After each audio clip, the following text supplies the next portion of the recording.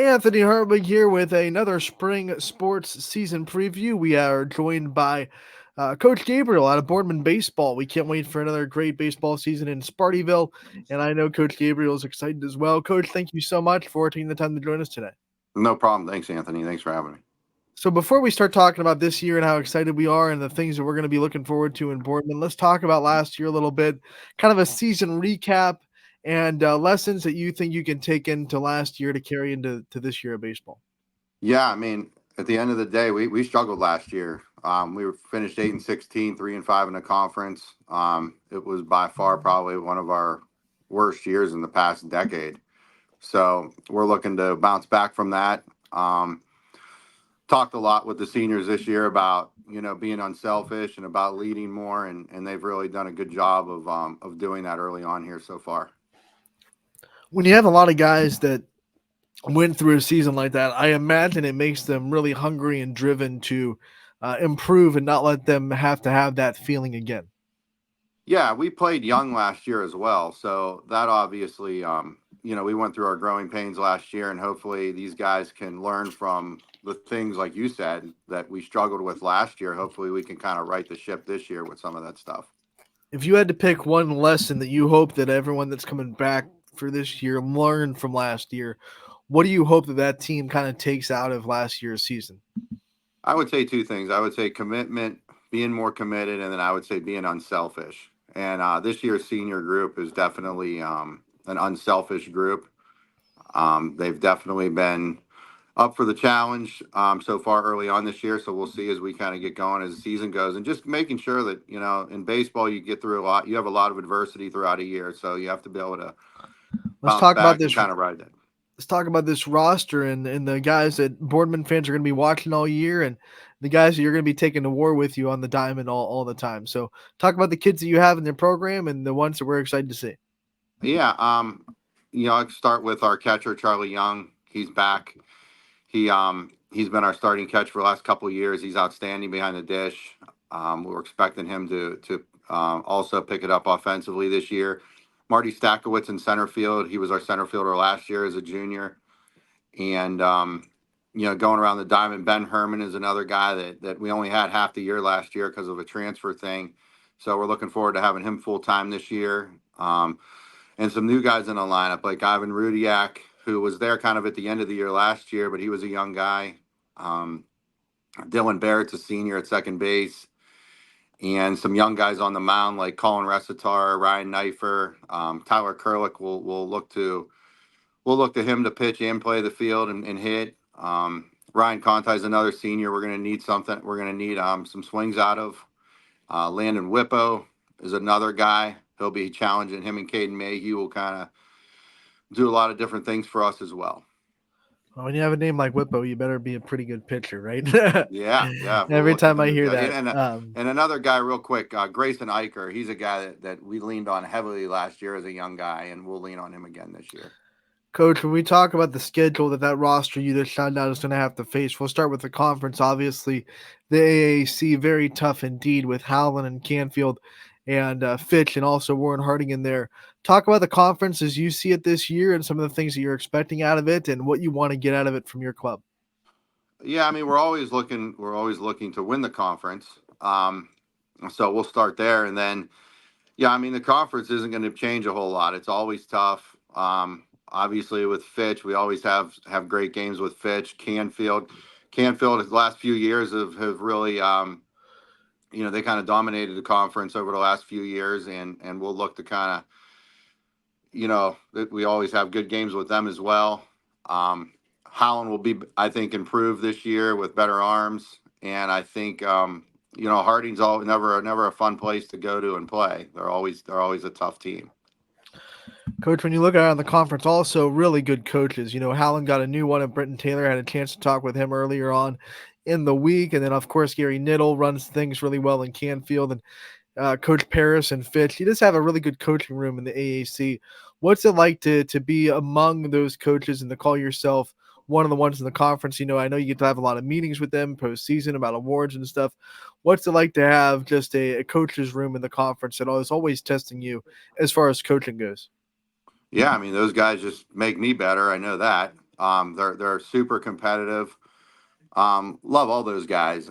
Coach Parrish been coaching against him since both him and I were assistants. So we've been against each other for the last 20 years. And Coach Niddle and I, we've been good friends for many years as well. And and looking forward to meeting Coach Taylor from Howland, and then obviously Coach Burnett. He does a nice job over there at Harding. Coach, as if your AAC schedule wasn't hard enough, you also have a very heavy and very tough non-conference schedule. Talk about that. Some of the teams that you're really excited about going up against this year outside of the AAC. We always like playing Federal League teams, so it's always fun. We're going to play Green this year. Um, Glen Oak University School will be an interesting game for us. We go down there this year. Um, Toronto's always a good game. We go there this year to Toronto. I know they're ranked high, at least preseason wise, and they're a lower division, but they're always really good. Um, so we always juice up that our schedule is always tough, but I really, that we do that intentionally and feel like in order to get through a Division I tournament, you're going to have to play good teams all year. So.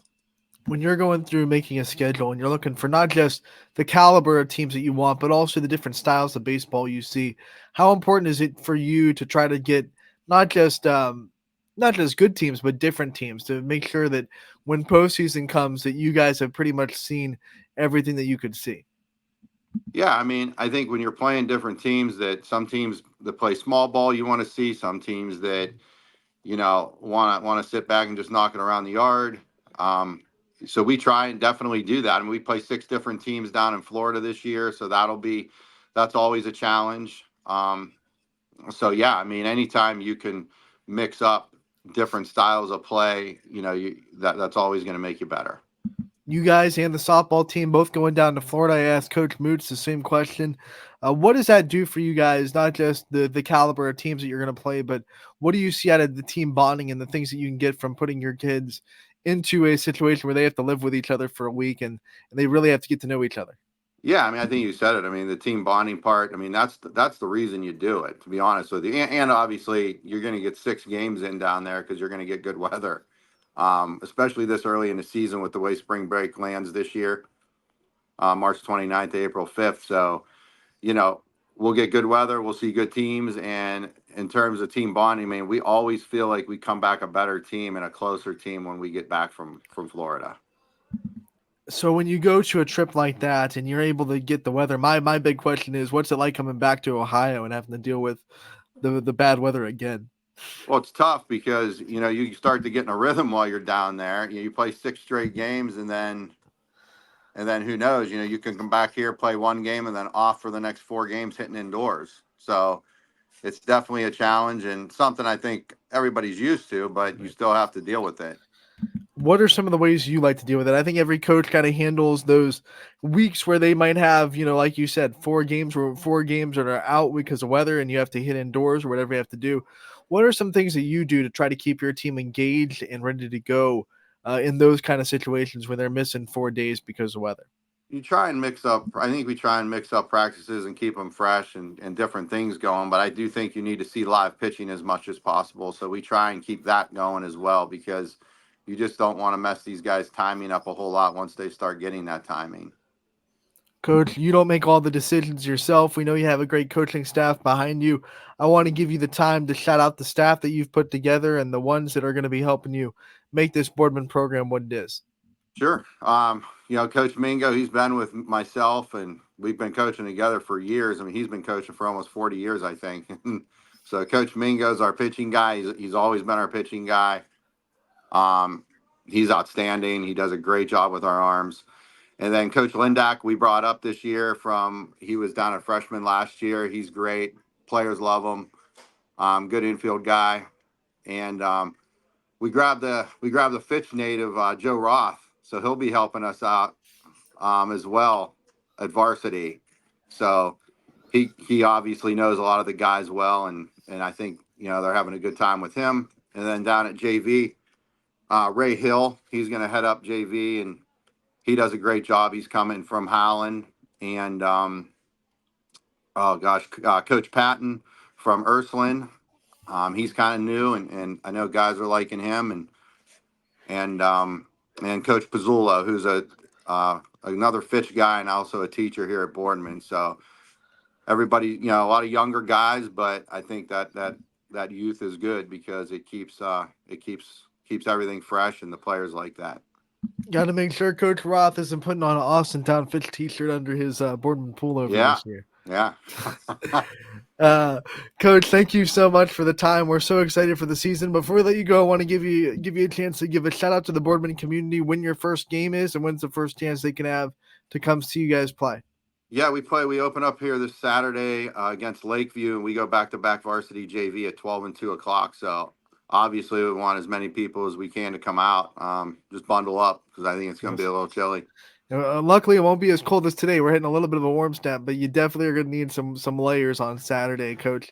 Yeah. Thank you so much for the time. We appreciate it. We wish you the best of luck this year, and we Thanks, can't wait to Anthony. talk again real soon. Thank you.